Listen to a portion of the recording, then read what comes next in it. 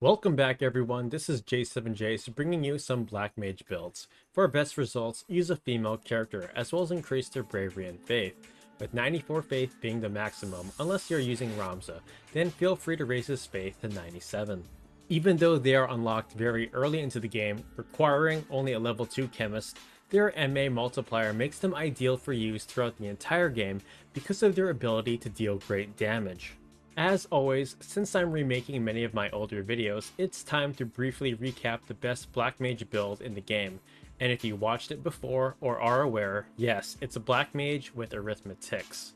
Our equipment for this setup will be Crown Scepter, Brass Coronet, Wizard's Robe, and Sage's Ring.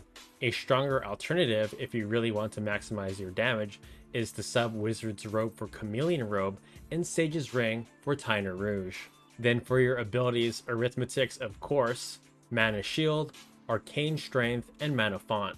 What you want to do is select the best arithmetic skill that will target the most enemies, which in most cases is CT3, 4, or 5, and cast Holy to unleash devastating damage. In nearly all situations, you can clear the map in one action, and it's largely considered to be one of, if not the strongest setup in the game. Now, if you aren't a fan of math skill like myself, the Black Mage can also use a wide variety of secondary abilities to make them quite deadly.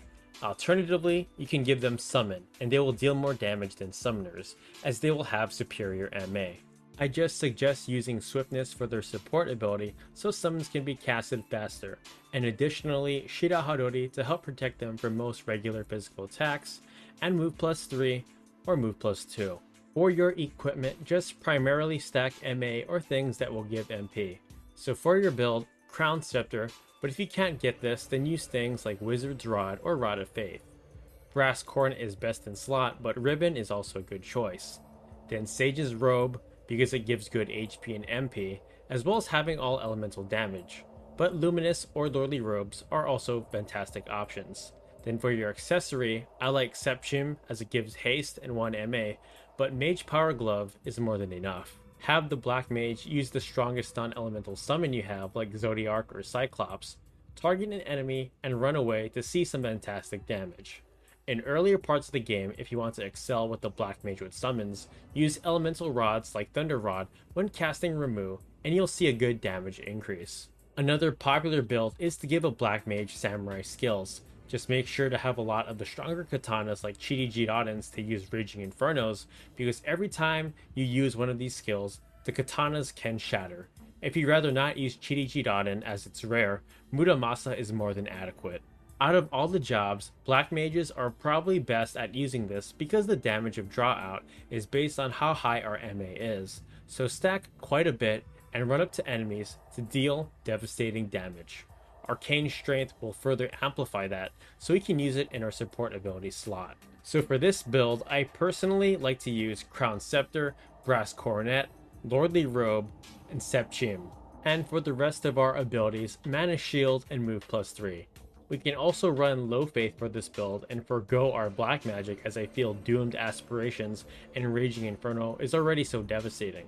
Last but not least, I need to include a hybrid magic melee build for the Black Mage. I don't suggest using this setup as it's highly reliant on RNG, but here it is. For our abilities, Iaido, Shira Hadori, or Mana Shield, Dual Wield, and Move plus 3. And for our equipment, 2 Stardust Rods. They will give 3 MA each, and when attacking, you have a chance for gravity to go off. Then equip things that will boost your speed, so Acacia Hat, Mirage Vest, and Brigand's Glove. Our goal is to try and get both of our rods to proc gravity for devastating damage, and it's particularly effective versus the Lucavi. Just running up close as a mage and hoping for gravity to activate isn't the best strategy, but it's fun if you want to mess around. Some other great secondary action abilities that will pair well with Black Mages is of course Geomancy, White Magic, Mystic Arts, and even Speechcraft, but I like to build my Black Mages as extreme damage dealers for the most part, but they can also fill hybrid roles too. These are some setups I enjoy using. Overall, despite being unlocked early, having a Black Mage is never a bad choice to use in any party setup because of their high potential damage. So if you love magic, definitely consider trying one out. That is all for this one. Thanks again for watching, and I'll see you next time with more FFT videos. Take care.